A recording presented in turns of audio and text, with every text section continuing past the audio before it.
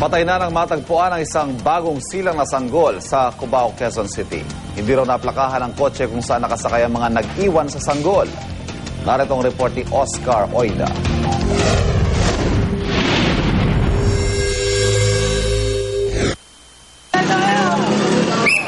Hindi na nabigyan ng pagkakataong mabuhay ang bagong silang na sanggol na lalaki na basta na lamang isinilid sa isang paper bag at iniwan sa ibabaw ng tulay na ito sa Aurora, Cubao, Quezon City.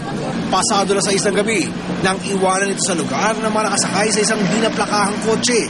Sa pagkakalang basura lamang ito, di daw ito agad binuksan ng mga taga roon. Lumipas pa ang sandali, naintriga na ang ilan sa kung ano nga ang nilalaman ng naturang paper bag.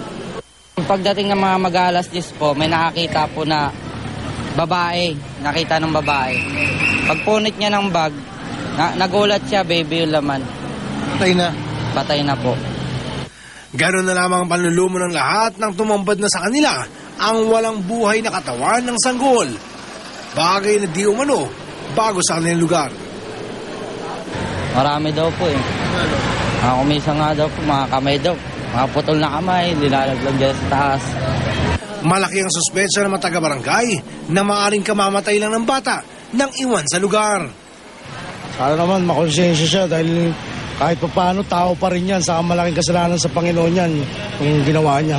Sana iniwan na lang sa barangay niya. Oo, sana iniwan nyo na lang, pinaampon nyo na lang sana. Malayo pa marating ng bata na yan. Kinuha na ng mga pulis ang bangkay ng bata para kahit papano ay mabigyan umano siya ng marangal na libing. Ito ng balita sa Quezon City. Oscar Oida reporting.